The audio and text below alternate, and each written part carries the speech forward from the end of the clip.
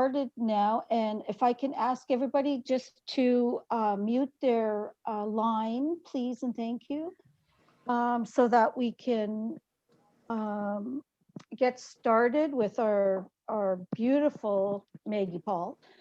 And I, first of all, thank you and welcome to Cannes, one of Cannes virtual events that's happening all week. Today is Rising Up. It's going to be a time where we can all share listening to music and stories, and I'm sure there'll be lots of laughter. And I'm just so excited to see so many people here today. I'd like to introduce Maggie. Maggie is going to start our session with the Strong Woman song, and then we'll be listening to Doris and Danita and Sarah as we go on. And Maggie will be also sharing women's teaching as well. So please sit back and enjoy, and then we will have some discussion later. Okay, Maggie? All right, thank you, Doris.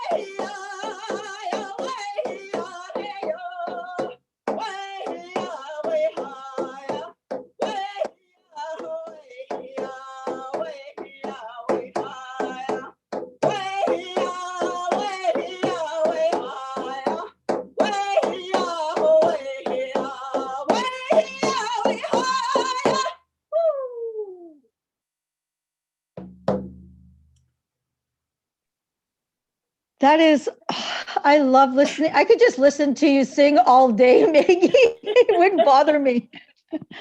There's been many times that I've sat around Maggie's table, listening to her stories, listening to her sing. And I learn so much from Maggie every time I'm around her. I remember when I first met her, I was so nervous to meet her. I was so, yeah, I didn't even want her to touch me because I thought she could see into my soul. It was like so scary. But when I met her, she was just like an auntie, and a mom. So it's been like that ever since I met her. So thank you, Maggie, Wow. You're welcome, Liz. for singing. I wanted to ask Maggie also to talk about women's teachings and what it is to be a woman, and maybe share some of your insight, Maggie.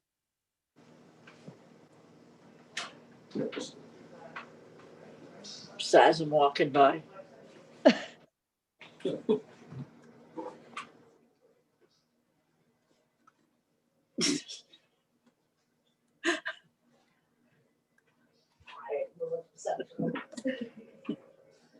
Grand Central Station. I'll start from the time I really thought about who we are and who we're not.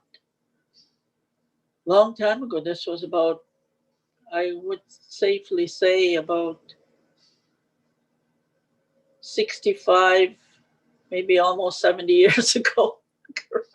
There, I'm telling my age already. I should safely say about 66 years ago. I'd be, I don't know, 66. I'd be 8 years old. My grandmother, she used to gather us in the kitchen talking about the people from across the water. And we're so excited. And she'd be talking about the people from across the water named Wahpoosewyan, because that's what she always called Wahpoosewyan people from here, Maliseet people. How we got our name, the Maliseet people, is from the Mi'kmaq. Mi'kmaq used to still calls us Maliseet. Maliseet means it's slow talkers. That's why they gave us that name. But the true name for the people here around this area are Wahpoosewyan people of the beautiful river. That's what that translates out to. She used to talk about the Wahpoosewyan, and we were wondering who they were. Holy smoly, we'd like to go visit there someday. And finally, I came to visit way back in 1961. A gentleman from here came to visit down my community and brought me home that very next week. And I never went back. So that's how I came to be here. And later on years to find out that my great grandmother and great grandfather are from this reserve. So I came back home. Because when I first set foot on this reserve, down the bottom of the hill, I stood there and I said to myself, I'm finally home. I'm home. That's what I said, without knowing that this is where my great grandmother and great grandfather comes from. But I felt right at home when I came here, when I first came here. It was so beautiful. The people were so kind, beautiful. And they all, the person that brought me here, his aunt, well, he called his mother at the time, thought that I was not native. She told her son, said, tell her to sit down, the dinner's ready. I don't know if she's going to eat it. It's pork cocks. Maybe they don't eat pork cocks, but we do. That's what she said. And so I finally, I said, she really won? And she pretty near jumped out of her chair and she said, you're Indian? I said, yes, I am. And so that's how it all began. But when I was about 30, about 30 years he being here. I was in my early 40s when I first thought about who we are, and we are not doing anything. I'm thinking about the songs and the traditions and the culture. I'm thinking like that. So the friend of mine, we just kept talking about it around the kitchen table. Um, these sacred tables we have. We talked about it and talked about it for years and years and years. So finally, one day, we just jumped up out of our chair and said, "Let's go down to band hall, see where we can get some money, so we can get some leather and stuff, so we can get a drum and dance and get the people dressed up in their regalia and stuff." We didn't even call it regalia then. We didn't even know what it was. But we wanted to dance and we wanted to sing. So we went, and finally we got it. We got our money. In way back, $10,000, a heck of a lot of money. So that's how much we got. And we got it from the Secretary of State. And the guy who answered the phone at the time when we asked for the money, he said, "Oh, what brought you to this?" I said, "Well, we want to do something for our kids." And he said, "Can I come visit you?" And I said, "Yeah, you sure can." He said, "Can I come tomorrow?" I said, "Yeah, come tomorrow." He visited us all day. He was so overwhelmed by what we wanted to do. So we did. So this is what we want for our children. Women have that, that longing for our music, for our tradition. So to teach the children, to teach uh, all the things what they need to know about who they are. Being a girl, being a woman. I always thank the Creator. Thank God I'm a woman. Thank God He made me a woman. The things what the men have to do, the things what they do. Oh my God, I think I could do it. I was thinking, oh, thank God I'm a woman. And things we do for our little girls, we need to. As for the men, we need to praise our men up. Our men, we need to praise our men up. They do so much for us. They look after us. They protect us. That's what they do. That's what they're there for. And to be out there, to get the food, there was no grocery stores around in them days. What did they do? They went and hunted for the food, for their family. They hunted for their family, and what did we do? We prepared it, and that's what we all did. And when there's things need to be fixed, who fixes it? The man does. Sometimes we cannot hammer or a spike.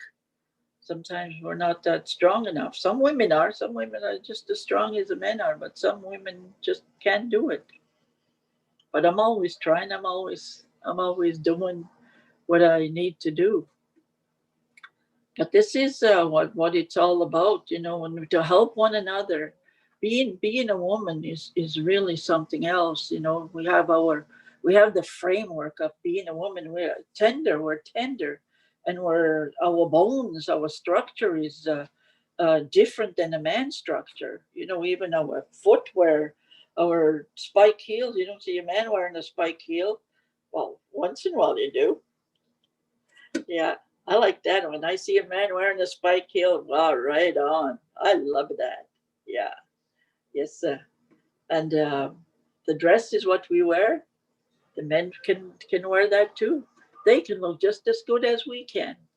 You know, it's really beautiful. Even the young ones, the little folks. I used to have a little young fella come to my house back. In the back of my house, I had a big platform. I didn't have no railing for my veranda. I just had a big platform.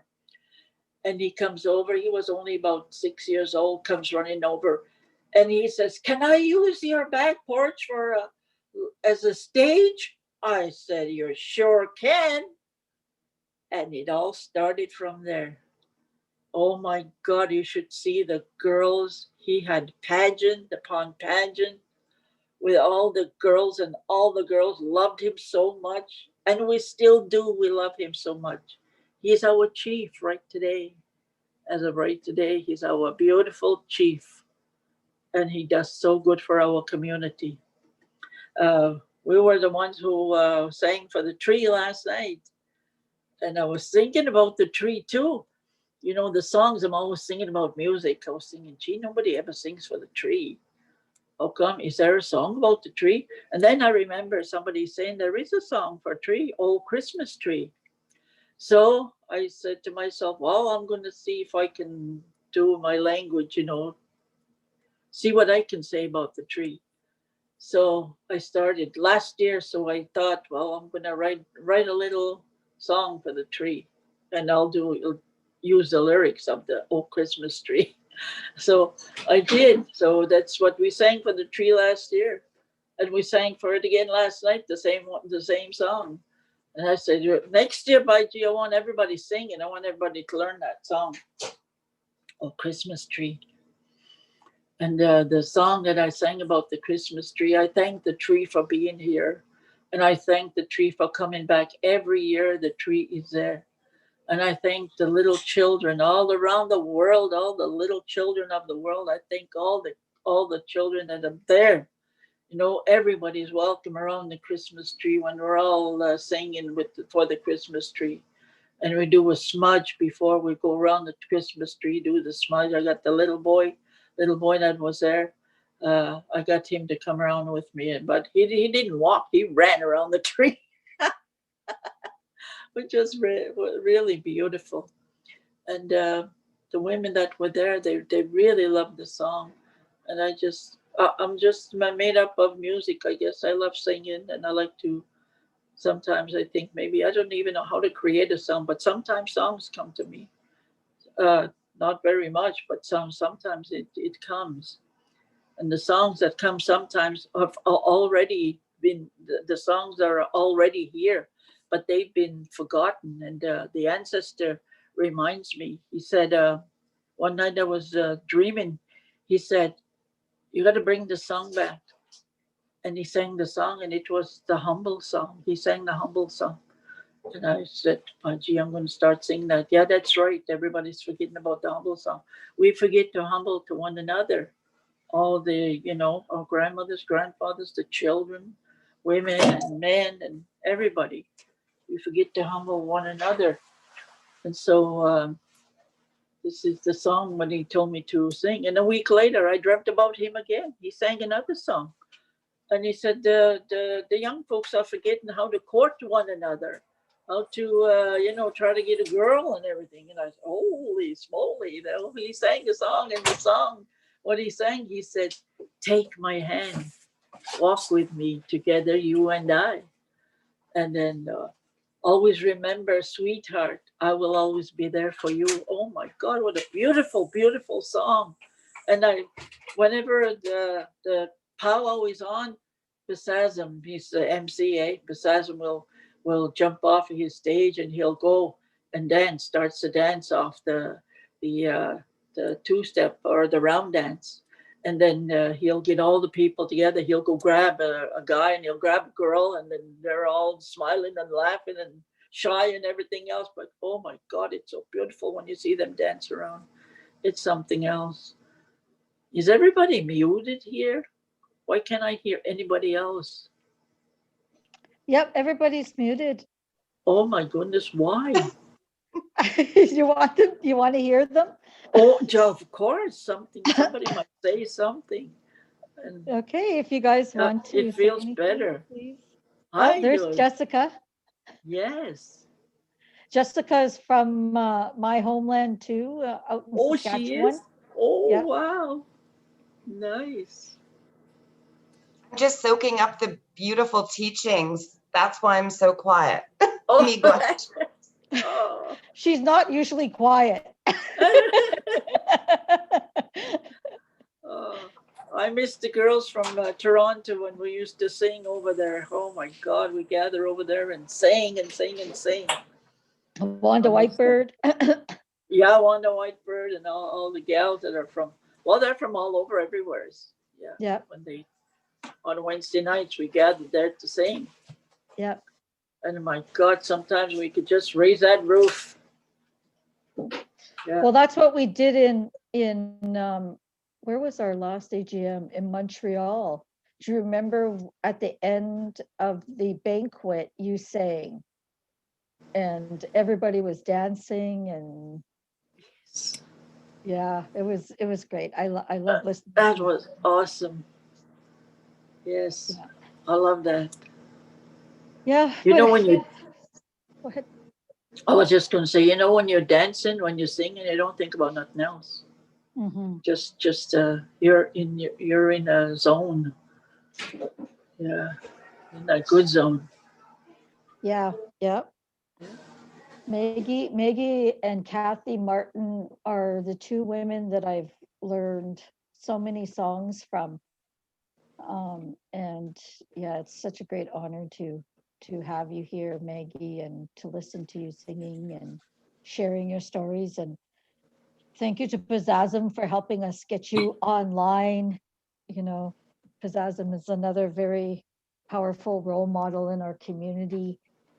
Um, you know, I really am proud of him now that he's doing emceeing as well, and he's creating a ballet. He teaches young people to dance. He's just an amazing young man, you know, excellent role model. So make sure you tell him thank you, and make sure you tell Stan that I love him too. He's right here. He's listening to you. Yeah, I said, come on is over. he? He said, no, no, no, no, no. Well, I'm on my way out the door. I didn't want to get stuck. Hi, guys. Clay. Good to see everyone. Good to see you, Pizzazm. You too. Thanks for your kind words. You're welcome. So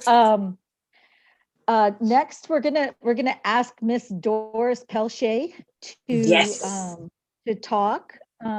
Doris, I've known Doris for I can't even remember how many years I've known Doris, but she is one of the rocks in our community. She's one of the rocks in my life.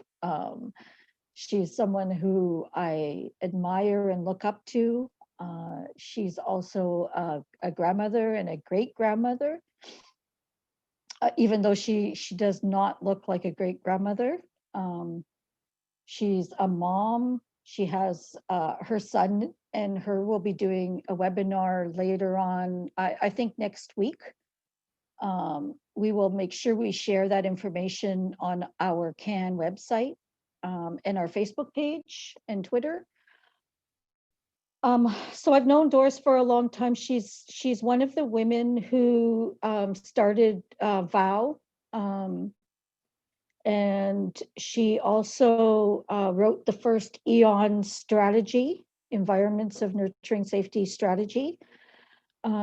She's worked with CAN. She's also done many consultations with women across the country while she was the coordinator of Visioning Health 1 and 2. Now she is involved with FEAST at McMaster University. So I will let Doris say anything else she wants to say regarding her introduction, because I think I said a lot already, but please, everybody, welcome Doris.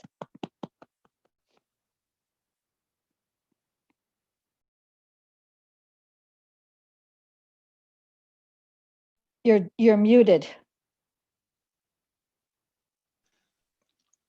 Ani, bonjour.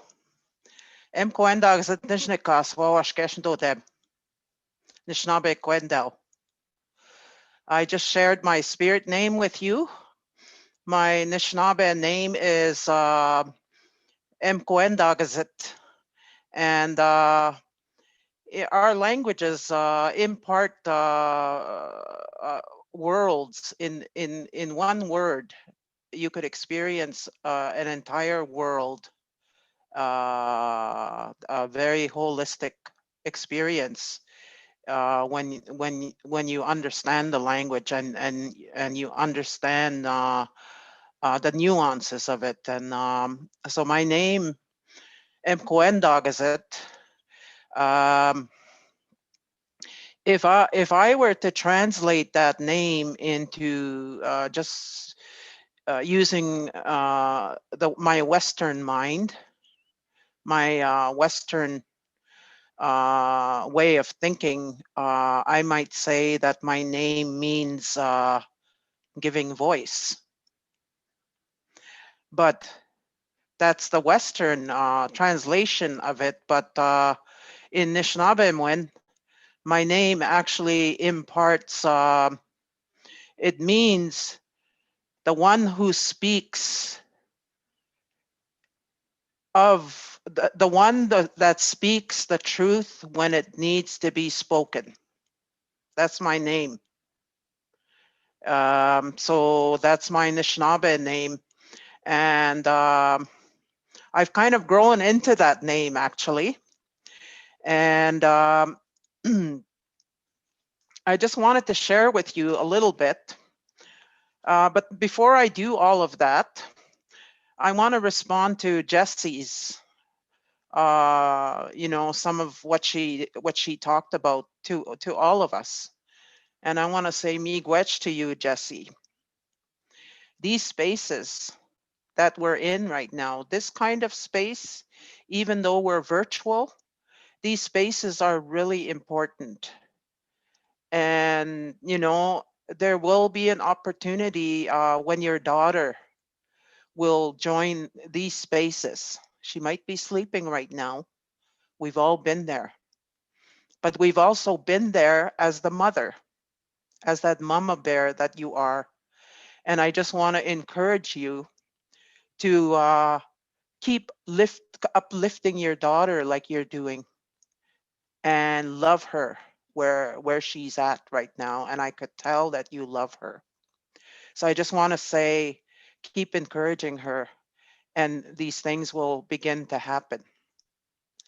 So yesterday, I turned 64. And yeah, thanks, Maggie. And I was kind of reflecting on that and thinking about the fact that I'm a grandmother. Thinking, well, first of all, a mother and a grandmother. And like Monique told you, I'm also a great grandmother. And my father, when he realized that he had many grandchildren and lots of great grandchildren, he would tell us, "Oh, ngitstos," which means I'm rich. So he felt rich because of all the grandchildren and the great grandchildren. So I was thinking about that yesterday. And I also wanted to, I do have a few slides, and I'm going to pull them up right now. I'm a storyteller. I grew up around my aunties that would sit around drinking their tea, making sweetgrass baskets and birch bark baskets, and doing their work. At that time, that's what put the food on the table, and they would sell those things to tourists. And so I grew up around aunties.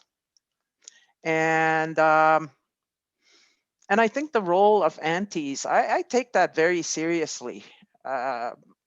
And in relation, because it relates to my own upbringing.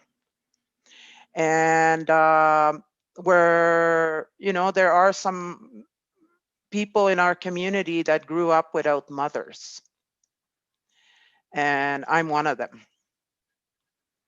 And some of that some of that experience also worked itself into the way I was a mother as well.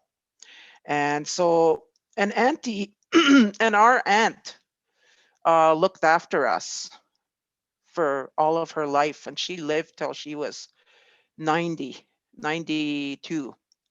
And for her whole entire life, she was that mother to us as that auntie.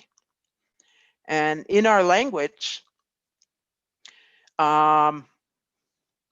actually in our Indigenous kinship systems, And auntie is like that second mother. So my nieces, and I got lots of them, I call them dansins. And my mother, a mother calls their daughter Danes.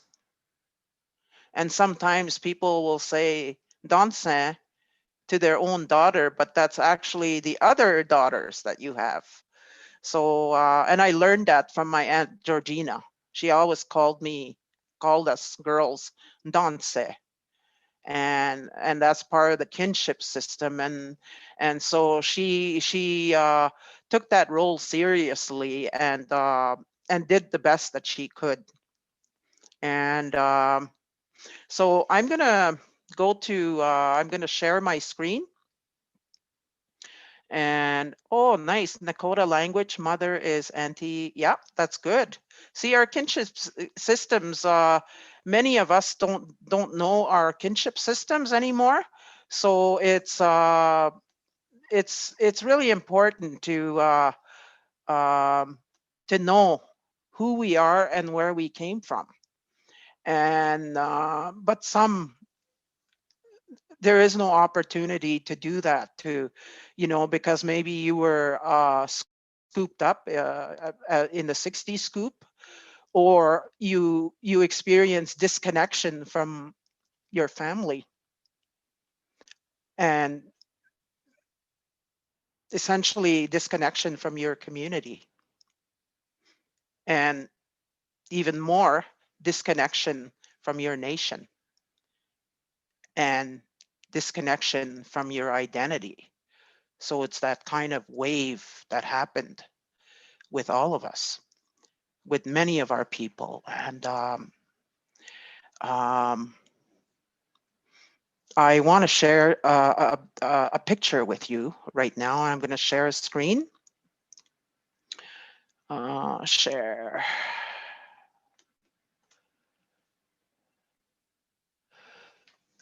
So you could tell me if you could see my screen.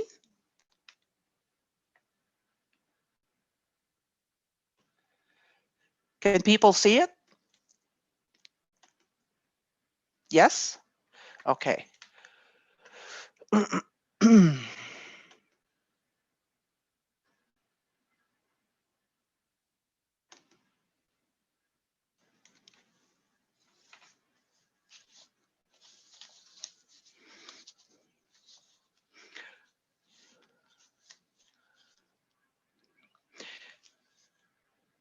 Despite the fact that I was disconnected that way, I did have my siblings, and I had my language. And I heard that language. I grew up with it. It's in my DNA. And then there was a disconnect.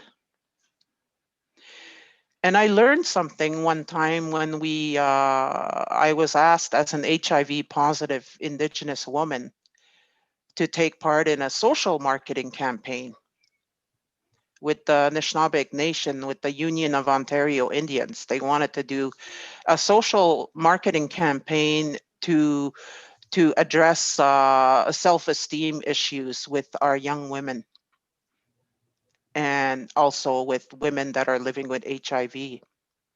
And all the models most of the models that were in that campaign were living with HIV. It was a combination. And I was approached to help with that. And they floated the idea by me first. And they said, we want to do this campaign, kind of like what the Dove commercial does. At that time, they were the Dove soap people. Corporate entity was doing messaging that addressed self-esteem, and it was the We Are Beautiful campaign. And so she asked me, what do you think? Do you think we should do a We Are Beautiful campaign for Anishinaabe women? And I said, that sounds like a really good campaign. Yes, let's do it. One thing though, I said, I think we should, why aren't we saying that we are translating that message in our language? And I went away for a while and I came back to her and I had talked with my sister who's very proficient in the language. She's my go-to person. I am fluent, but she's much more proficient than me because she's 10 years older than me. And so we talked about it, and here's the word. It means, if you were thinking about it in the Western way, we are beautiful, and that's our community, our people, our nations. So the essence of who we are is beautiful. And one of the other gifts that I am now kind of honing through ceremony is that gift of intuitiveness that Creator gave us. We all have it. But sometimes that gift and that gifting that each of us have, that Creator gave us, is covered over by all this trauma that we experience in our lives. But we have it. We're still here. What do you think people are tapping into to survive on the street?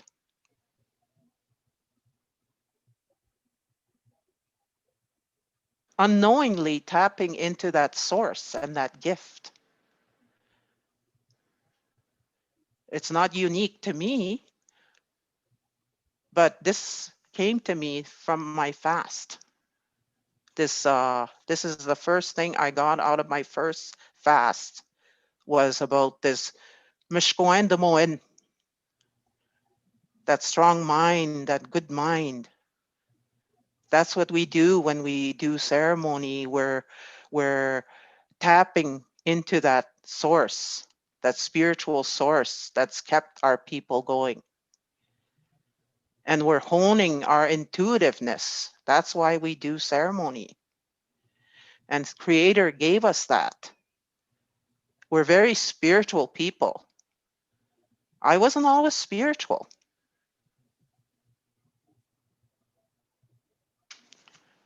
And that's the journey I'm on right now. I'm honing that intuitiveness, that mashkoen demoen, through fasting. And it was a long journey to get here.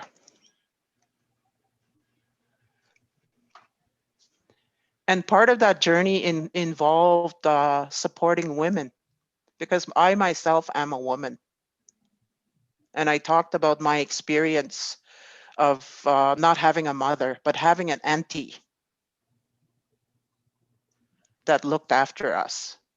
So I just want to acknowledge all our peers that have passed into the spirit world as a result of AIDS-related illnesses and racism.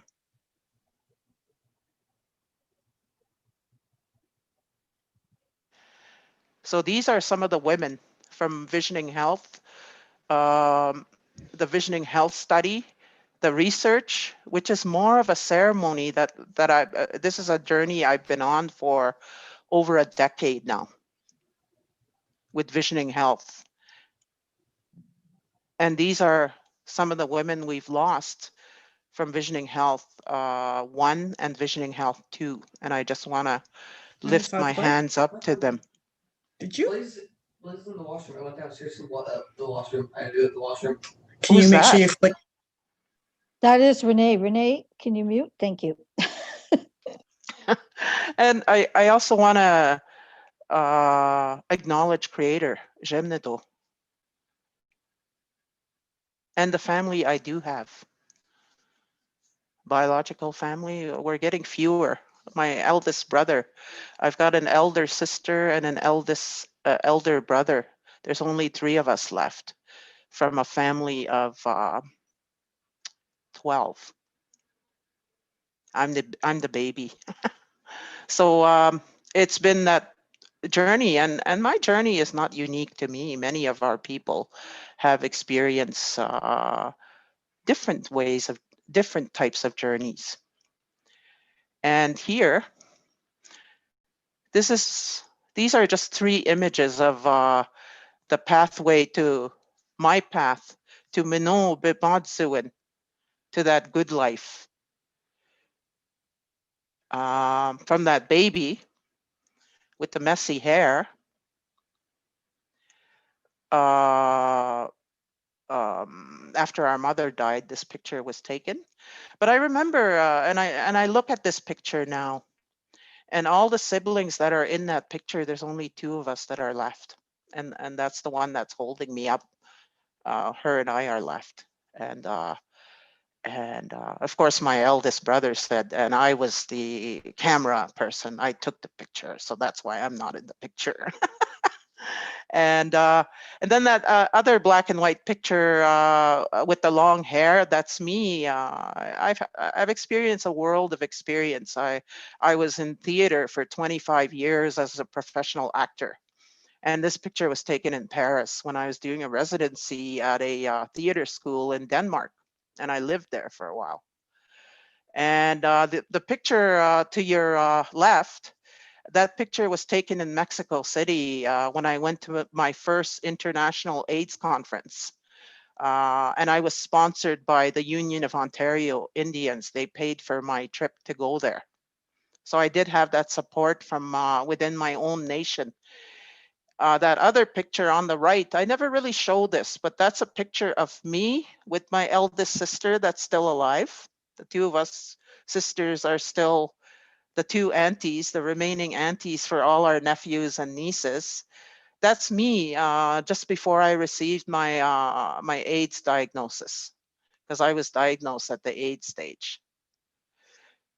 So there is a range of experience that many of us experience in, in our communities. And sometimes I will say, I used to call this is my trajectory to HIV. And if I could visualize it, in pictures, I would use some of these pictures. But I usually don't share that picture of me when I was like about 100 pounds or 98 pounds. And so that's brought me to where I am today in terms of the good life and Mino Bimadsu, and that's the path I'm on now, and I'm on a healing path. And my role, I take my role seriously in terms of the work I've done over the years with women, and I support them. Um, um, Even if they call me on the weekends and I'm tired, my phone rings and I see their name on the phone, and I'm not going to ignore that call, and I will take the call. And I just want to kind of, there's a couple more points, like in our Indigenous languages, we talk about strengths-based approaches in research. And we talk about responding to HIV and AIDS. And we think, wow, we've really discovered something, a way of doing this in a good way by using strengths-based approaches. And it's a different entry point when you're doing research. It lifts up our people because you're acknowledging them as part of us, part of our people. And so these words here, like this little boy here,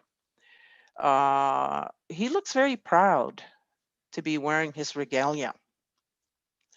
So pre-contact, our languages imparted strength and acknowledged the sacredness of life.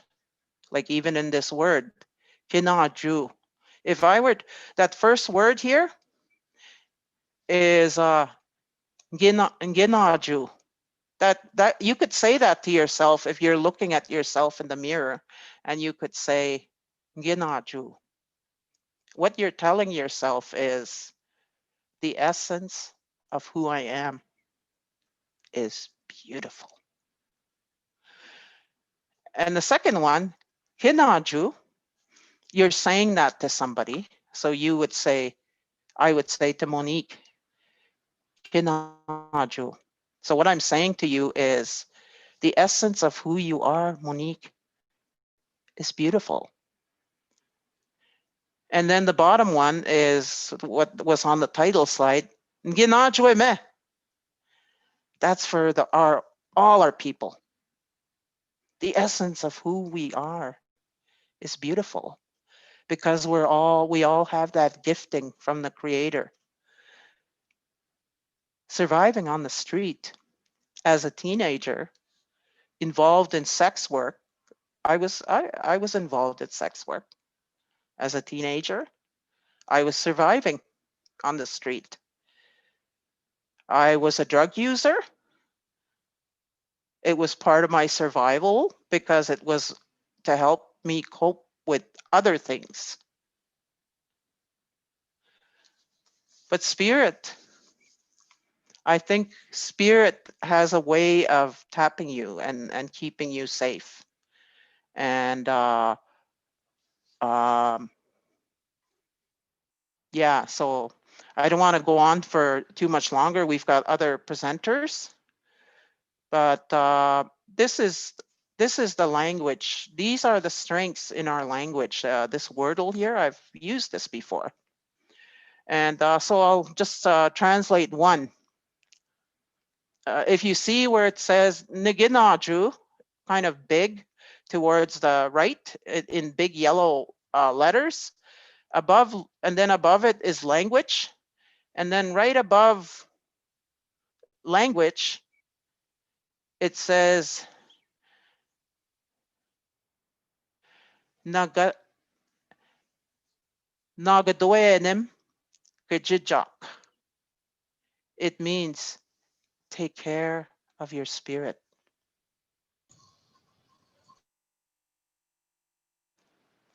That's important. And I'm just going to finish off with a little funny thing going back to my aunt. This is my last thing. And the role of aunties. My Aunt Annie. Aunties were very prominent in our lives when we were growing up. And one of my aunts had moved away from the community like 40 years before, and she used to come and visit. And she still spoke the language, and she was the eldest aunt, so we called her Antique behind her back as a her younger nieces and nephews of my immediate family. We called her Antique. She found out one day that we called her Antique behind her back, and she got mad at us, and she says, "You'll be old one day," she says. And I remembered that.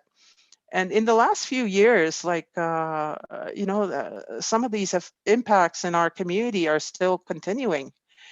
And there have been many deaths in my family, and I've gone home many times with my sisters when they were still alive, and we would help bury young people that were dying. And I remember saying to my sisters, this is wrong. We're burying our young people, and us aunties are here taking care of them. And there's something wrong with this picture. And anyways, that's another story at some other time. But when my sisters were still alive, the last one just died in July. The last sister we lost, and then there was a couple other sisters, 3 other sisters we lost. And so we started calling ourselves the Antiques. Like our nieces and nephews started calling us Antiques. So we thought we'd make a joke of it, and we'd say, well, I'm antisocial. Who are you? Oh, and they called me antibiotic because I was always, I'm on treatment for HIV. So maybe that's why they called me antibiotic. And then my sister, who is a bit of a rebel, she says, and I'm vigilante. And we all laughed, so we were like the antique pack. And vigilante is my sister that passed in July. And so there's only two of us antiques left, and they still call us that, our nieces and nephews. And but it caused me to reflect, this role that my family was looking to us now at this age, to take care of people when people are dying in our family. They look to us. And I thought, that's kind of interesting. And I started thinking about the role of aunties even more, and the role of women, and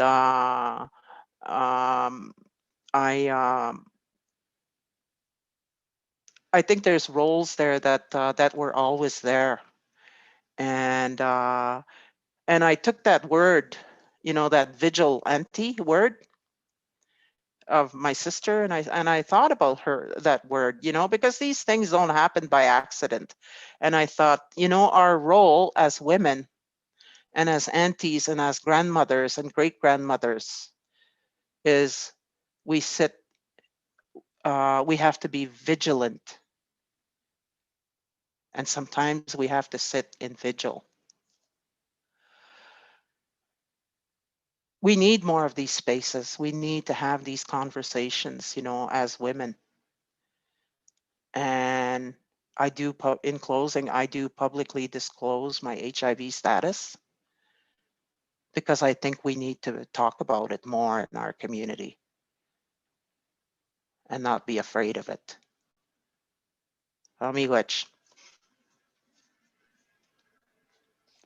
Thank you, Doris. I learn more and more from you. And I think I'm going to call myself uniquely antique. So I'm gonna join your family, whether you guys like it or not. Okay. Like I always do. I've self-adopted myself into so many families, like Maggie's family.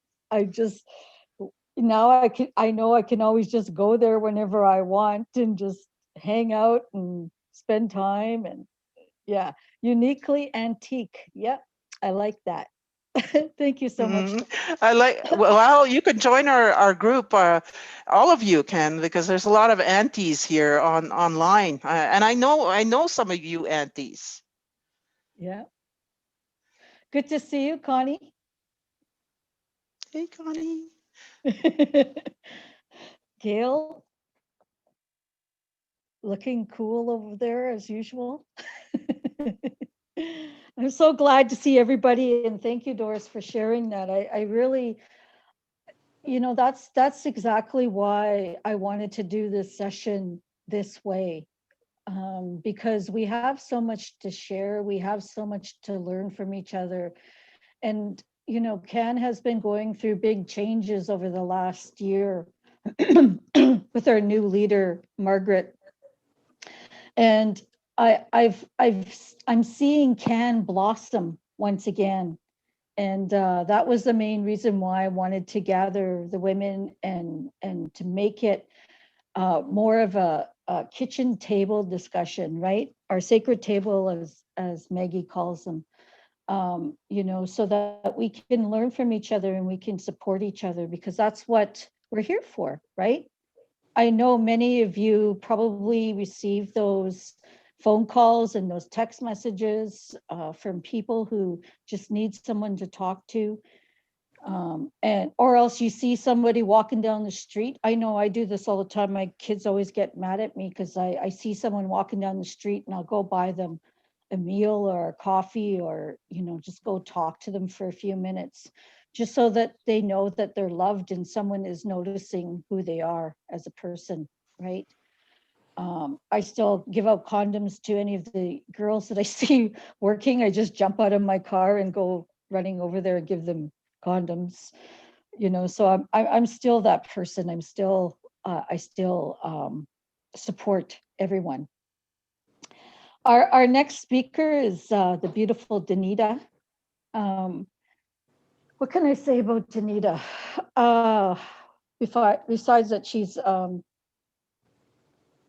from the beautiful Saskatchewan as well. Danita, I've chose Danita today because Danita has been a woman who I've known for probably around 10 years now, maybe longer. And I've often looked at her and admire the strength that she has, the commitment she has. She helps many women who, through all of her programs, that a lot of them that she volunteers in.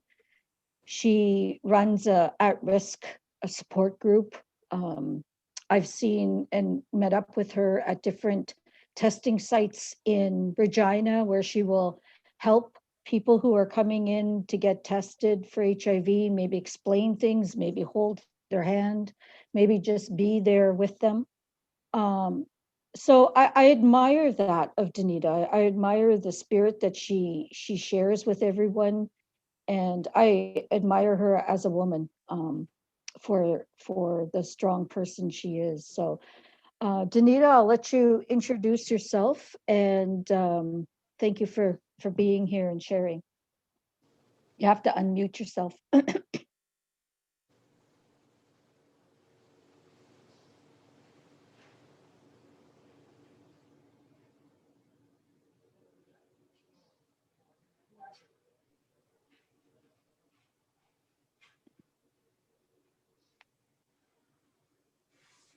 Did you figure it out? Oh, there you are. Hi, can everybody hear me okay? Yeah. Good afternoon, Tanse. My name is Danita Wahpoosewyan.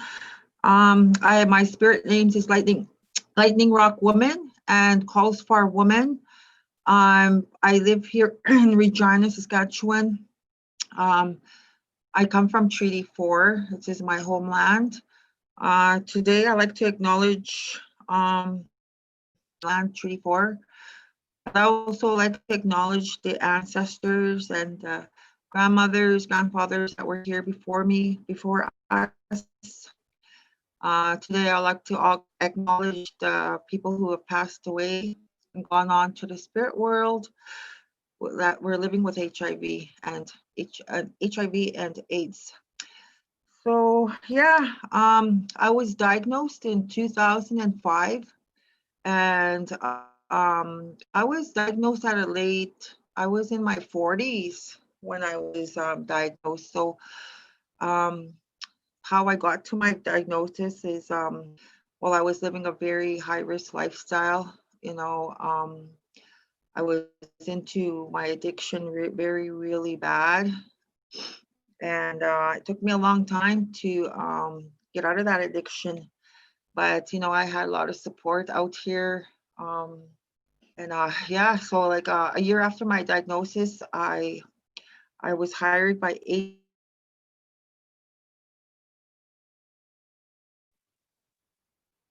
You went on mute. You have to unmute yourself again. Sorry. No problem.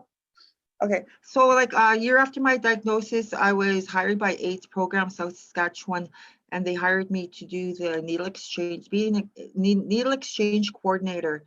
And I did that from 2005 to the end of December of 2012. So, and within that year, it kind of got me prepared to like start doing some public speaking. I started getting involved in the media. They would ask me to say something about the high rates of Saskatchewan high rates of HIV. So I became involved in doing that kind of stuff. And then they kind of started training me to become a peer support person near the end. And near the end of 2012, in Saskatchewan, in Regina, there was a pilot project called the peer-to-peer program.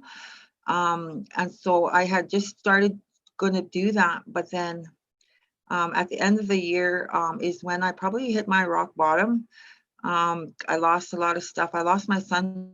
He was like, not lost him, but I lost him to social services, and I was trying to get him back home, and with my addiction, I couldn't do it. And then I lost a job. I lost my partner.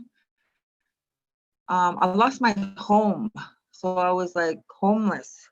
And then so I took off and I went to Saskatoon for over about almost 2 years, but not like full 2 years.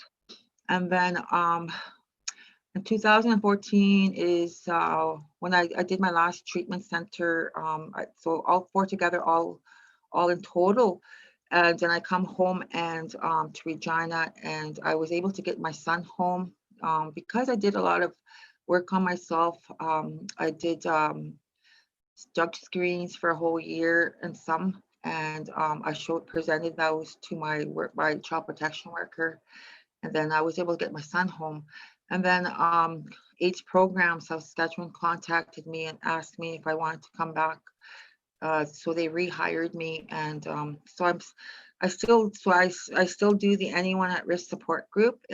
Originally, it was for people who are just living with HIV and Hep C, but we've kind of opened it up for it to anybody who's interested, anyone who is struggling with addiction. That's who it's for. And so I'm having it here at All Nations Hope. I've been having it here for over a year now, and Margaret has been letting me use her space. So I really find it good here because it was located right in the heart of North Central, and that's where all the people gather and they come here. So and also they asked me again to be a peer mentor, the Sask Health region, and so I'm still a peer mentor, and I'm still doing the Anyone at Risk support group. And then just recently, like about a couple years, well, this is our second year, All Nations Hope asked me to be a Willow Warrior. And it's a research project that I'm a participant, and it's 7 of us women who are called Willow Warriors, and we are it's Kotaway, meaning in Cree to build a fire. So we're building fires within ourselves, and we're trying to create healthy. It's a land-based teaching, and it's to get women together and getting families to be healthy in North Central, right here where All Nations Hope is situated. So that is going good. This is our second year, and I'm finding it that, it's really helping me with my spirituality, because we do a lot of cultural stuff, activities. We do land-based stuff. We go out and we go do the sunrise ceremonies. We do full moon ceremonies every month. Right now it's being virtual because of COVID. We went to a culture camp this past summer out in Manitoba. We spent a week out there, and so like we're just finding culture and using that culture to help us heal. So I'm really grateful for that. And we even made our own drums here. Each and every one of us and the staff here at All Nations Hope, we were able to make our drums with teachings and stuff from our elder Betty McKenna, who's also guiding us. So under her guidance, we're learning a lot of stuff, a lot of good stuff. That's healing stuff. And then so for the last part of what I'm doing here is I was hired about a year ago to be part of the Wellness Wheel, and it came from out of that Know Your Research project. I don't know if you guys know about that in Saskatchewan. It's headed by Dr. Stuart Skinner, and out of that we formed the Peer Health Advocacy Wellness Network, and which I am a part of. So I'm their peer consultant. They asked me to help them create 2 peer support networks. The first one that I'm working on is we're going out to, well, there's 19 different First Nations communities that we're working with. And we're also doing urban, in the urban setting. We have it's called the Opiate Stewardship program. And it's for people who are in the hospital, long-term hospital care, who are living with addiction. So I'm going in the hospitals, I'm supporting the people who are in the hospitals, making sure that they, like, you know, that they're supported in any way that like they need. And also, when they get out of hospital, we'll be also supporting them when they leave hospital. So when they're out in the community, they have stuff to do. They have supports put in place for them. So we want to just keep people healthy, right? So, so wearing a lot of different hats here in Regina, and it gets quite busy, but I think busy is good for me because I like being busy. It keeps my mind from straying and, you know, not, you know, to be positive, I guess, just to really be positive. And I do a lot of other stuff too. I'm on different kind of committees, like the Building More Bridges committee. I'm on the Stigma Index committee. So there's all kinds of stuff that I'm involved with. And also with CAN, I'm on the JIPA. I'm on the JIPA research. And just recently, I think just this past couple of days, I'm on the CAN board again. So this will be my second term. I'm looking forward to working with CAN again. And yeah, there's a lot of great people on CAN that I really admire and respect, like Doris and Monique and Trevor, everybody, they're all good. And so, yeah, so if you want to get into my presentation, I'll just start that off. Oh, there it is. Okay, so the first one is just the first one. It's saying my journey through my eyes. So I'm just going to do a really kind of brief because I've been kind of talking already. So if we go to the next slide. This is a picture of my grandparents. The ones on the left is from my paternal grandparents, Edward and Ruby Wahpoosewyan from Sakamay First Nation, Treaty 4. The other picture on my right is my Kokam Mabel Pewin. She's from my mom's side, and she's also from White Bear First Nation. Both of my grandmothers lived to be in their 90s, so I guess I'm gonna live long too. Next slide. And this is a picture of my family that we all, these pictures here are my grandchildren. I have 10 grandchildren of my own, and these are my other siblings and their children. My parents are still alive, which I'm grateful for. And there's a niece here, nephew, but he's not pictured, but he just had a baby in the summertime. So I'm also a great grandmother. Next slide. And this is a picture of me when I first started working at AIDS programs of Saskatchewan. And yeah, I just have gray hair now. So yeah, so this is when I first started getting to know about HIV, because I didn't know anything about HIV when I was first hired. I just learned as the years went by, I guess, and I've learned all about. I'm one for adherence, you know, getting tested and staying on treatment, and getting tested, getting medication, and staying on treatment. Adherence for me is very important. You know, when I look at, say, my mentees, I'm always concerned about them. Are you taking your pills? So, yeah, that's, and we have a huge crisis in opiates. The fentanyl here is very, very strong. We also have crystal meth here that's very prevalent. Next slide, please. And this is a picture of me and Knighton Hillstrom. He's also on the board of CAN. He's one of my bestest buddies. Get along really great. that's me holding my little statue, Legacy Award, which I'm very happy that I received in 2018. And then the other picture is the research, the women in the research, the Kotaway project. So we have all the participants. There's maybe one that's not there here anymore. But these are all the women behind the scenes also. They're all there. So they really, really support us. Next slide, please. I think. And this is a picture that I painted. It was part of the WATCH study, criminalization and HIV for women. I think it was part of the Visioning Health that I was part of. And then we had an art exhibit here in Regina, Saskatchewan, at the library. So we all had our art displayed for a whole week, and we had some sort of like a come and go type thing. So it really turned out really nice. And in my this is a body map, by the way, and this body map is it traces my life. It's kind of sort of like my life story, dealing with all the stigma in my life. I have a support person beside me. That's my daughter.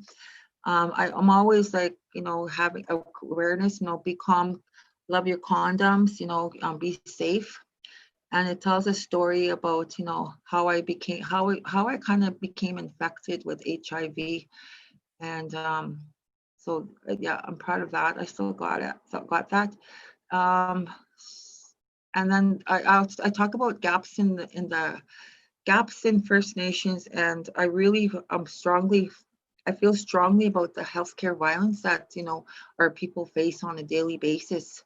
I know of several people who have go to hospital, or they don't even want to go to hospital, but they need to go to hospital, and then they get feeling rejected there, they get feeling stigmatized, and then they end up leaving, and then I see a lot of deaths too, and people don't want to go to hospitals. So so we need to kind of address that issue, I think, here. High systemic racism problem we have here in good old Saskatchewan. Yeah, so a lot of that is all effects of colonization. We have a lot of people in poverty living here. Yeah, so it's really kind of hard at times, but hopefully our healthcare will get better here. And I think that's it for my PowerPoint. I did have another picture. Oh, I see you guys see that? That was Cass asked me if I wanted to participate in the HIV testing day. I said, okay. So there's my pic there. So that's about it. Going forward, I think moving forward, I would like to see a safe injection site here in Regina. I would like to see, we need more crystal meth treatment in Regina. Also, what else? I like the idea of the self-testing that's coming out. That's going to help. It'll tear down a few barriers of getting tested and the stigma, and also PrEP too. Indigenous people should be able to get PrEP, and I don't see a lot of people on it here, but hopefully if we keep telling people like they're eligible, we can also stop HIV that way also.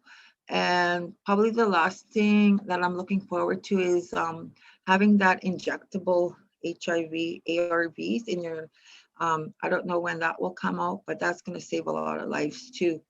So yeah, thank you for listening to me. Hi. Thank you. Sorry. Thank you so much, Danita.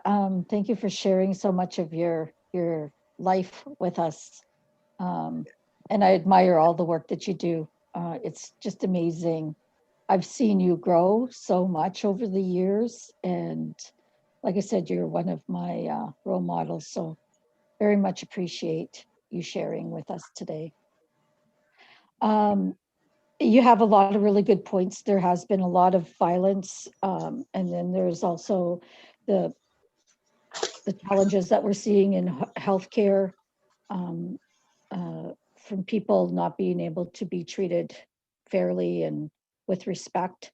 So I'm glad you're a strong advocate in Regina, to help women and men and whoever really needs your help, get that assistance and that advocacy, because not everybody feels strong enough, or brave enough to talk to healthcare professionals. They get scared and they don't know what to say. And my husband always reminds me that they're human beings, they're people. Just forget all of the initials and letters around their names, and just look at them as a human being and talk to them. It doesn't matter if they're a doctor, or lawyer, or whoever they are. You have to advocate for our people. So thank you for doing that, Danita. Makes me feel very proud. Tamara Tamara's our director of program. She wanted to share a few words before we hand it off to Sarah. So Tamara, if you'd like to unmute yourself, please. Thank you, Monique. Oh, I feel truly honored. I was sharing with Monique of the feeling, the vibe that just even being here in my own home by myself and not feeling alone. We get that way sometimes, especially during the times of COVID and feeling alone, and how wonderful it is to be with sisters and aunties. So my name is Tamara, and I am the Director of National Programs. I have been truly honored to work with Monique and with Doris, and to get to know this organization, and looking quite hopefully and with a lot of excitement of where we're going into the future. But I would like to actually share, I think, more personally than to tell you what I do for a living. While that is me, that is not all who I am. So my Indigenous name is Tiach Makwineth, and I am Nuu-chah-nulth. I'm from the west coast of Vancouver Island, specifically from the communities at Opiate and Howzit. I come from a Tai Hawaiian family, and that is our head chiefs in our community. And so there's a responsibility and a role that I have been raised in, being responsible for in my community. And I love how Doris and her family uses the aunties, and so that is my role. The good creator had decided to provide me with only 2 children. And I say only, I know that 2 children are a lot of work. They're adults now, but my eldest brother has 9 children, and my younger brother has 8 children. So I have been too busy being an auntie and taking on that responsibility to be having babies of my own. And my closest relationships, I love those children as if they were my flesh and blood. And nothing is better when you're an auntie and you get that Mother's Day card from your niece or nephew, right? You did well. So my Indigenous name has been in my family for 8 generations. And Tiach Makwineth, it means, there's lots of, I've had many people tell me different translations to it. And that's just the way our Indigenous language is. It's not so easy to translate it simply into an English, what it means, but the closest that I can and what I really reflect with is maternal love from the Creator. And this has been in my family for 8 generations. And the name itself is an entity. It's a spirit. As each woman in my family receives the name, we add to that name. And so when that name was given to me, I was like, okay, I'm darn well going to add to this name. I am not going to take away from this name. Look, the responsibility is pretty big. Or I feel it's a big responsibility, and I take it with a lot of honor and humbleness in that. I'm already now with my granddaughters because of I need to pass it on to one of my granddaughters. I have 7 grandchildren, 4 granddaughters and 3 grandsons. And I'm going to pass it down to one of my granddaughters. I don't know which one yet.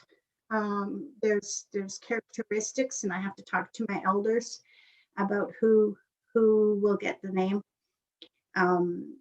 But what brought me to CAN, and that in itself is not a small story. I don't have any by blood, or I don't have any sisters in my sibling group, in my family of origin, my immediate family. I have an elder brother and a younger brother. I have no sisters. I have a lot of cousins, and I call them sister cousins. And we are a very large family. At our last reunion for my great-grandmother's descendants, there was 800 of us.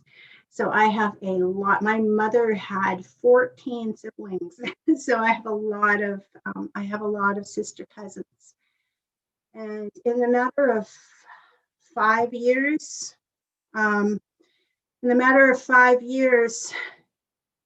4 of them got taken from this world. One, she just went missing. She's part of the missing and murdered Indigenous women. We don't know what happened to her. And 3 of them were from HIV, and we lost them. And in my immediate family, we couldn't talk about it. In fact, if we wanted to talk about it, we weren't allowed to talk about it. She didn't die. She didn't die from AIDS. She died from pneumonia. She died from liver disease. She died from whatever. We were never, ever allowed to say what really caused, what really happened. And it was kept a secret.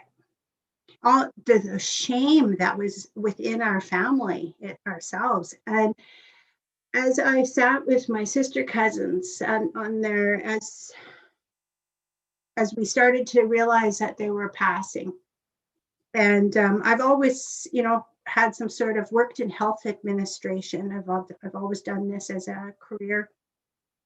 And a couple of my sister cousins had said to me, find a way so that we don't have to be quiet. They couldn't talk about it. They couldn't talk about why or how scared they were, or it just was not a topic of conversation. And so after they left this world, and I know the Creator loves us and will fill my life with joy on the day that I get to be reunited with them again. But that's why I came into the work that I do, because there's a silence and a shame that is not ours. That shame, not ours. And I believe quite firmly in that. I believe in that as Indigenous women, we are sisters, that we need to be able to turn to one another when we need to talk, when we need help, when we want to celebrate. We turn to each other first. And there's some women who are in this room today who I've started to do that with, not blood by family. These are family gifts from the Creator. And I think that as Indigenous women, when we come together as we are today and share our truth and share our histories, and be vulnerable with each other and grow with each other and support one another And the big thing I would like to say is celebrate. Celebrate, my sisters. We are all here today. None of us are going anywhere. I'm very honored and, listening to you, Danita and Doris and Maggie. Just what an awesome reminder today of learning. We are never finished learning. We think we might be, and the Creator has a whole new program for us. So I'm looking forward to what the year will bring for us. And congratulations, Monique. I think the kitchen table feel that you were trying to grasp, you did it. And thank you very much, and wonderful to see everybody on video. Clicko, clicko. Thank you so much for sharing and jumping in and be willing to share so much of your life with us. The next speaker, I know we're getting down for time soon. I want to make sure that people have, if they have any questions, we have enough time. Sarah will be joining us now in explaining a little bit of the work that she's doing. She's one of our new staff members. Just an amazing, kind soul. I haven't met her in person yet. I've only seen her across, the video. But I can't wait. There's some people that you meet that you just want to hug right away.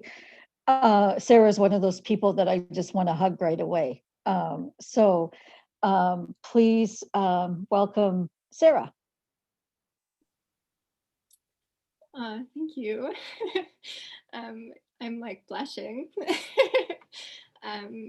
Thank you for the sweet introduction, Monique. I would like to hug you as well. It is such a funny time to like start a job and join an organization or a family of people doing good work. I started working for CAN in June as the Promising Practices Coordinator. And of course that was in the middle of COVID or the pandemic. And so it's so strange that I've never actually met any of my coworkers in person. So yeah, but I think video and our virtual meetings and conversations give me a good sense of who they are, and they're such good people, good spirits. So yeah, my name is Sarah Martens Wapisiw. Wahpoosewyan. My name is also Swan Woman, and I live in Winnipeg, Manitoba, which is Anishinaabe territory, and the heartland of the Métis Nation, where those two rivers meet. A very special place, I think. I am Innu, also known as Cree and Ukrainian. Yeah, I feel thankful to be invited to speak today and share a little bit about the work that I'm doing. Thank you so much for all of the teachings that have been shared so far, Maggie and Doris and Danita. I feel really humbled. I feel like there's so much knowledge and teachings and expertise in the room, in the Zoom room right now. So I feel, yeah, thankful to be invited to speak. Yeah, Monique asked me to share a little bit about the work that I've been doing so far at CAN with the info sheets, specifically in the info sheets project. I think that I have a PowerPoint to share. She wanted me to speak specifically on the Creating Safer Spaces for Indigenous Women Living with HIV information sheet. So I'll just share my PowerPoint. Can everyone see that? Great. So this is the info sheet that was developed It's called Creating Safer Spaces for Indigenous Women Living with HIV. It was developed actually last year when I was not here or working at CAN, but it was developed by Monique and also Marnie, the AHA Center Community-Based Research Manager at CAN. And a lot of the projects that were talked about, some of the projects that were talked about by Monique already, and the projects that were mentioned by Doris. The Creating Safer Spaces for Indigenous Women Living with HIV info sheet are based off of those projects and those documents and journeys. So some of the, and they pulled out wise practice recommendations and also teachings from those projects. So environments of nurturing safety, our search for safer spaces, and the visioning health projects. So the wise prevention practices, three main ones that were identified and pulled, three of the main wise practices that were pulled was prevention education is knowledge, culture saves lives, and we need to make our organizations and communities a safer space. If any of you watched the presentation yesterday, Pathways to a Promising Future, this might be a little bit of review. So the first one was prevention education is knowledge. So one of the wise practices identified from those projects was the teaching that HIV is a teacher. It can help us to talk about difficult topics like sexuality, sexual orientation, disclosure, and more importantly, it helps to address misconceptions and myths. By having open and non-judgmental conversations about HIV and other STBBIs with community, friends, and family, we give them the tools to make informed, healthy decisions. So like the conversations that we're having right now, having more of these conversations and creating more of these safer spaces to talk about our work and our own life experiences and doing that peer support work. The second one was that culture saves lives. And this has been mentioned a lot already by the speakers in this session today. We know that Indigenous tradition and culture are healing and a way to celebrate Indigenous roots and our ancestors and the gifts that have been passed down to us. Learning about Indigenous culture and partnering with local Indigenous organizations, care providers, or knowledge keepers to provide culturally relevant care can help mainstream organizations create a safer space for their Indigenous service users or clients. And the third one was we need to make our organizations or communities a safer space. So Indigenous HIV service organizations should work to ensure that they provide a safer space for Indigenous women living with HIV and AIDS. Organizations can consider assessing how well they are meeting gender-specific needs, identify the gender-based barriers preventing access to services, and devote the necessary human and financial resources to filling gender gaps in service provision. And we know that a lot goes into creating a safer space, and it's not just about like putting a policy on a wall, right? As I mentioned yesterday, but it's it's about making sure that we are consulting the community that we're trying to serve. It's about putting in procedures and policies that create safety, that create like anti-oppressive organizations.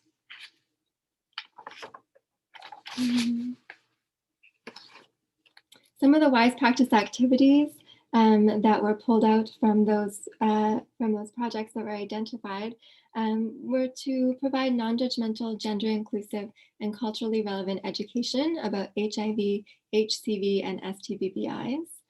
To invite an Indigenous woman living with HIV or AIDS, or women living with HCV or other STBBIs to share their story and answer questions, to create a safer spaces policy statement and post it in public spaces, showing commitment to creating a safer space, increasing partnerships with regional Indigenous IWHA organizations and inviting them to facilitate capacity building events, reviewing policies and procedures to ensure excellence in confidentiality practices, and hosting information sessions with women to identify what training they want, and listening to them. And so I thought that after sharing these, what we've done with the info sheets so far this year, what I've done since I was hired was I developed a workshop and I facilitated a workshop with 3 organizations, Healing Our Nations on the East Coast, and Prince Albert Métis Women's Association in Saskatchewan, and Youth Co in Vancouver. And we did an overview of all of the WISE practices and the teachings and the recommendations that are in the info sheet, the 4 info sheets. And then we broke the organizations up into groups and we got them to think about what are ways that your communities or your organizations or programming already reflect these WISE practice activities or WISE practice recommendations, because we know that our communities and our organizations have that knowledge and expertise within them a lot of the time, right? And so, and also have WISE practices within their own communities that may not be on these info sheets. So everybody has teachings to share and has WISE practices to share. So that was one element. And then we asked them to, so after sort of assessing where they're at in terms of the WISE practices that we talked about, we asked the 3 organizations to think about what are ways that we can implement these WISE practices further or more in our organizations moving forward, and sort of started them in creating a little action plan around that. So a lot of the organizations found that exercise really helpful, and it can be an exercise that people can take to their own communities and their organizations. Those 4 info sheets are available on the platform that we're using right now, and also they have been posted on social media in the past. They are going to be available on our new website, so people can take those info sheets and look at them with their staff and then answer those 2 questions or think about those 2 questions that I mentioned. So I just wanted to sort of end this part by asking people in this session, what are WISE practices that are working to create safer spaces in your communities? What are WISE practices that you know of, that your organizations use, that your programs use in your own programming to create safer spaces? I'm sure there are lots of them. So you can unmute and share, or you can post it in the discussion box. I'm not sure, Monique, how you want to run that. Yeah, if people want to unmute themselves, they can. That's no problem. Anybody have anything to share?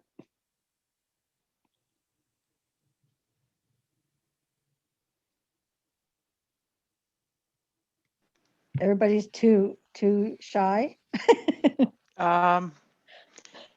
It's Doris here. This is I'm really excited to see these info sheets. I'm excited to see some of the hard work that's kind of led to this, to actually see it and being shared across our networks, and it's just really good for me, and I just want to say good work. Yeah, that's all I want to say. Okay, anyone else want to share? You know what? You know what I was thinking about? You know, all the people that are here, you know, we could get on this Zoom one of these days just to tell stories.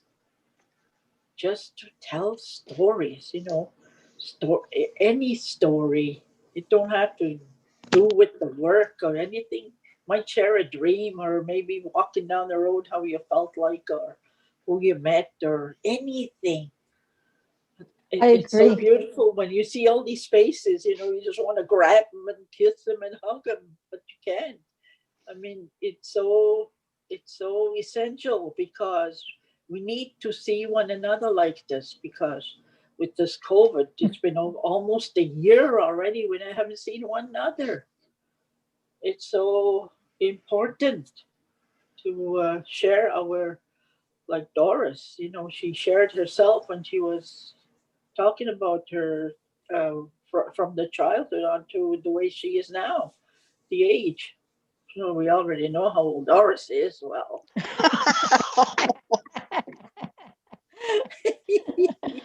I think she's Old, the not oldest. dead. I think you're the oldest one on the air. Well, I only say old, not dead. Antique, That's what antique. that's what I say. Antique. Antique, yeah. It just feels good. I like it. I totally agree. More of it. Yeah, Yeah, Maggie, that is a best practice, right? Like yeah, we yeah. learn so much from each other Yes, by yes. sharing, by, how many times have I cried to some of these women on this screen, like, I phone, because I know that there's like Tamara was saying that, Tamara was saying, um, there's certain people that you can just call, and if you're having a hard time, they'll listen to you, right? I And know. Yeah. I know I've And done even, that to Maggie. yeah, even when she was talking, when she was talking about her children and her grandchildren, I thought she was only 21, 22 years old. Yeah. Holy, from looking at her here. Wow. I have a best practice to share, Yeah. and it's related to ceremonies. Oh boy. So we and Ken has done this maybe on a couple of occasions within the IPHA caucus. We've had there's good practices in there already with the giveaway, which everybody looks forward to now every year when we're actually able to gather. But there's another ceremony that I think that would be a good practice at every CAN event, and that's the coming home ceremony. Coming home ceremony is really creating a ceremonial space where you could welcome um, community people back into their community through ceremony, because what you're doing when you do that coming home ceremony is um, people are being reconnected in a spiritual through a ceremony back to who they are, their identity. And so we did that in Visioning Health with at one of our sites, and one of the women who'd been a 60 scoop child, and who is now an adult and has been living with HIV for many years. Like, she was diagnosed when it was called GRID, and so we did the ceremony at one of our sites, and so what it does is it addresses that disconnect, that disconnect to your culture, your family, your identity as an Indigenous person. It reconnects you, and so when we did that ceremony in Thunder Bay, at the end of it, like, she said, "Do I look taller? I feel taller." And she still talks about that ceremony because it connected her to a family too, because the women at that site became her family, because she doesn't know her biological family, so we are her family. So sometimes, a lot of us within at CAN, the family of choice is where people kind of land, because maybe their own families, they're not connected to them for a number of reasons. But I think those ceremonies are really important, because for me, when I experienced my first coming home ceremony in a lodge, it planted a seed, and it started that good medicine that led me to where I am now. So what happens when you do that ceremony is the ancestors that belong to that woman were there.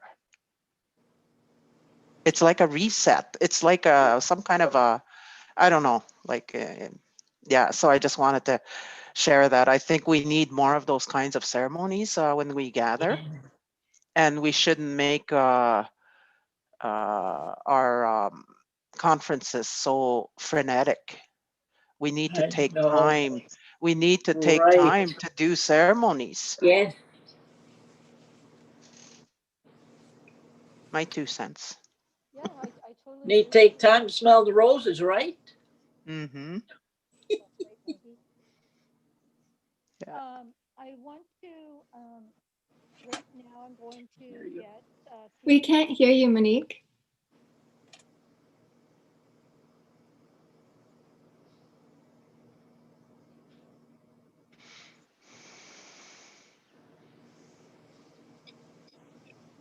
No, still can't hear me? Oh, now we can. Yeah. No. Okay.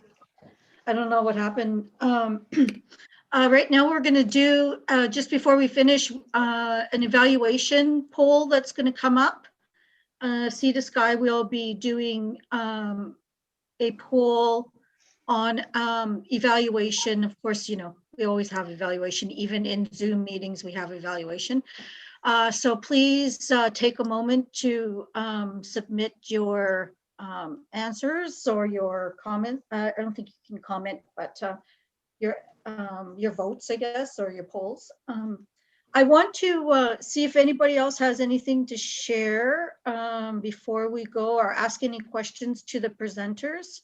Like I said, I'm very happy that we've had so many people, hi Finn, who's come to see us here and participate with us. It's so good to see you, Jordy. I really miss you. You know, Jordy is my nephew, my late sister Crystal son, and Crystal is always with me all the time, and I'm just so glad to see you here today. I'm very happy. Sorry to single you out, but you're always so beautiful. Does anybody have any questions for the presenters? Since you singled me out, I guess I'll talk. Just kidding. Hakora Jodi Einstar Mogiabi, Namanakoda Wecha Wintekowabi Shigake Itahambi. My name is Jordy Ironstar, he, him pronouns. I'm a Two-Spirit Nakota Yate from Carry the Kettle First Nation. And I joined, this is my first conference with CAN. I'm actually here because I sit on the board for All Nations Hope as of this year. And I just wanted to thank all of the beautiful women who shared their words. It was very, like I said, I was listening. It seemed like I wasn't paying attention because I have a lot of work to do beside me, but I was definitely listening, and it was, I was definitely nodding my head a lot. There's so much great things to hear, and I just want to thank everyone for that.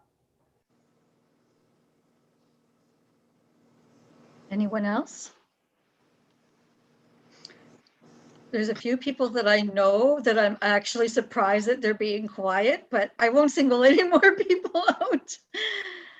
I know we're actually almost on time, if you can believe that. Wow. Yeah, it is like very rare that we're on time. So thank you. I'd like to thank all of the speakers personally for being here and helping together today and being here together with all of us. You know, I learn from you women all the time, And just know that I pray for you often. I think of you guys often, and I love you very much. Wow. Hi, Marnie. Aw. So I don't know if I was going to ask Maggie or Doris to sing a song to end. As you can tell, I didn't want to do the traditional prayer. I wanted to sing because that's who we are. That's our one of our gifts. And we have Maggie, so I don't mind listening to her again if that's Can we okay. sing The Longest Walk? Sure. Okay. I'll get everybody, if you guys want to unmute yourself and you can sing along if you like. Yes. Some of you may know the song, or else we could just listen to Maggie, one of the two. No, sing along with me.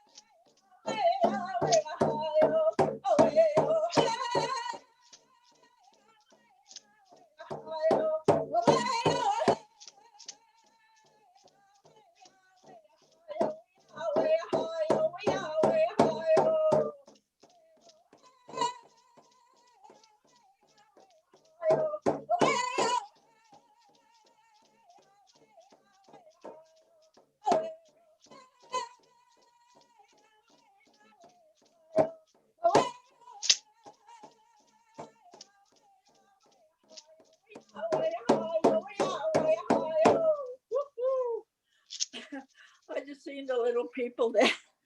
The little people dance. Because when we sing the songs, we got to sing fast for them because they love it when you sing fast. Because the very first time when I seen them dance fast, because they were with me when I was in South Dakota when I took sick there. I was in the hospital for 2 weeks, and the whole 2 weeks I had a vision every day, and one of the visions was the little people were with me, and they were climbing on the bed, and they were jumping up to see how I was doing.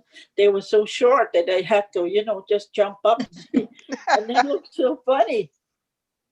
And that's when I wanted to sing the songs every time when I see them. Then I know I have to sing fast because they just get so excited when they're dancing. It makes me want to dance. Thank you. Thank you so much. Beautiful. Thank you. She said, "What are we going to do?" And I said, "Well, I could sing a song at the end," I told her. And so, but you're here and you sang. She's making you sing, I think. No. You're going to sing, Doris? Sing us out. We need one more song to sing us out. Thank you, everybody, for coming after Yes. Doris is done, everybody can sign off, but thank you so much for coming, and bless you, and may the Creator wrap his loving arms around all of you. Okay, Doris. Where's Marty? Where's Marty?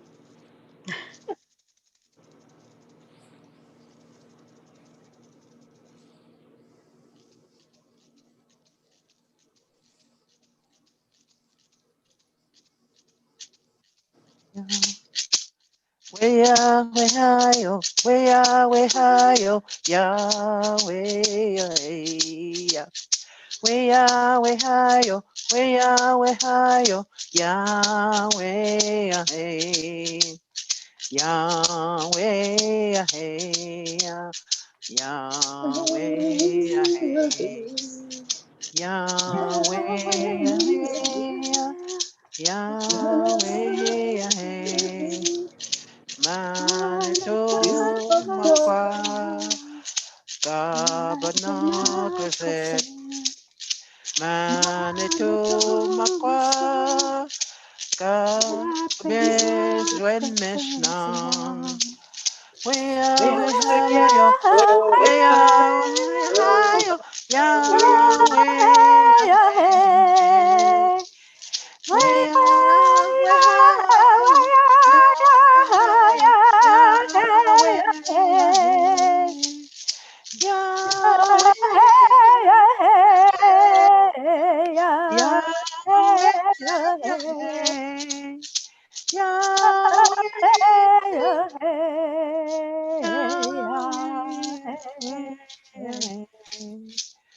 Manito makwa kabinagaset.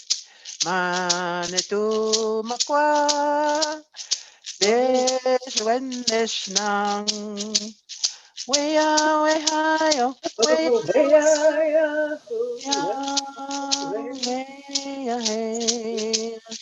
weya wehayo, weya wehayo, Yahweh, hey, Yahweh, hey, Yahweh, hey, Yahweh, hey, Yahweh, hey. Oh. Wow. Thank you, everybody. I think we could stay online for like another hour or two.